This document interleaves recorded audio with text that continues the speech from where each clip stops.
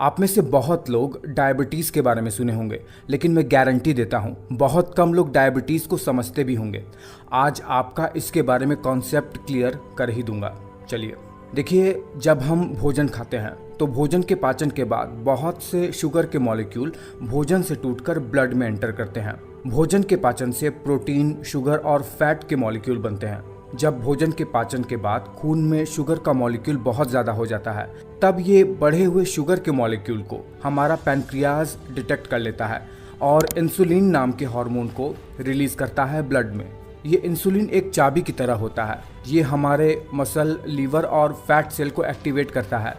Insulin नाम की ये चाबी जैसे ही इन सेल्स में लगी, मानो सेल के अंदर शुगर को अंदर आने के लिए ताला खुल गया और अब ब्लड में बह रहा ये शुगर हमारे सेल के अंदर इकट्ठा होने लगता है और यही शुगर शरीर में जाकर एनर्जी बनवाने में मदद करता है।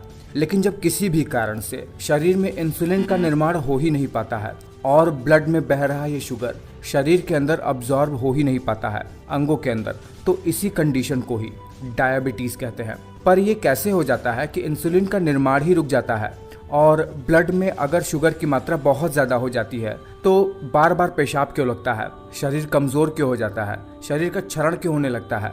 देखिए, डायबिटीज़ दो प्रकार का होता है।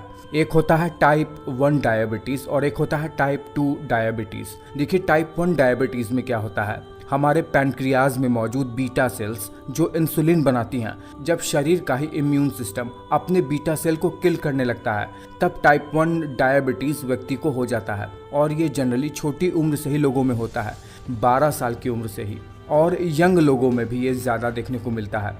इसमें चूंकि कुछ मात्रा में या लगभग सारी ही बीटा सेल्स इम्यून सिस्टम द्वारा किल कर दी जाती हैं, इसीलिए बॉडी इनफ मात्रा में इंसुलिन बना ही नहीं पाता है, जिससे शुगर के मॉलिक्यूल ब्लड से लिवर, मसल और फैट सेल के अंदर जा ही नहीं पाते हैं और शरीर में एनर्जी की कमी होने लगती है।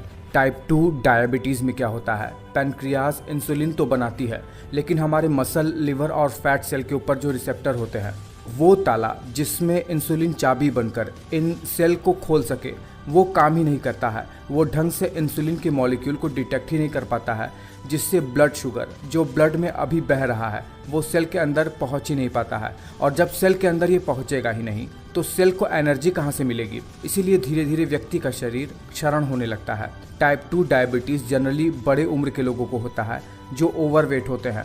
जब उम्र ढलने लगती है तब देखिए, दोनों ही कंडीशन में हो ये रहा है कि ब्लड में मौजूद शुगर के मॉलिक्यूल अंगों के अंदर, स्पेशली मसल्स, लिवर, इन सब के अंदर स्टोर ही नहीं हो पा रहे हैं, जो व्यक्ति को एनर्जी बनाने के लिए सबसे ज़्यादा इंपॉर्टेंट है। इसी से ही तो व्यक्ति हेल्दी रहता है। लेकिन जब ब्लड में शुगर की मात्रा बहुत ज़्यादा हो जाती है तो आखिर ऐसा क्या हो जाता है जो व्यक्ति को बार बार पेशाब लगने लगता है? हमारी किडनी ब्लड को फिल्टर करती है और ब्लड से वेस्ट मटेरियल निकालती है यूरिन के थ्रू। किडनी का मामला कुछ ऐसा ही है कि वो ब्लड से पूरे दिन भर में 180 ग्राम तक शुगर को फिल्टर कर सकती है।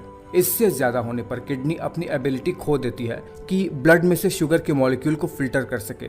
बहुत पुरानी हो जाए तब ऐसा होता है। और होता यह है कि जो शुगर फिल्टर होकर किडनी में से दोबारा ब्लड में जाना चाहिए, अब वो लीक होकर हमारे मूत्र में आने लगता है। और ये जो शुगर होती है ये वाटर फिलिक होती है, यानी जहाँ भी जाती है अपने अंदर बहुत सारा पानी को अट्रैक्ट करती है। इसीलिए जैसे ही यूरिन में बहुत ज़्यादा शुगर का मॉलिक्यूल आया, ये अपने अंदर बहुत ज़्यादा वाटर को अट्रैक्ट करने लगता है और व्यक्ति का ब्लैडर अनयूजुअल तरीके से बहुत ज़्यादा भरने लगता है यूरिन से और व्यक्ति को फ्रीक्वेंट यूरिनेशन होने लगता है।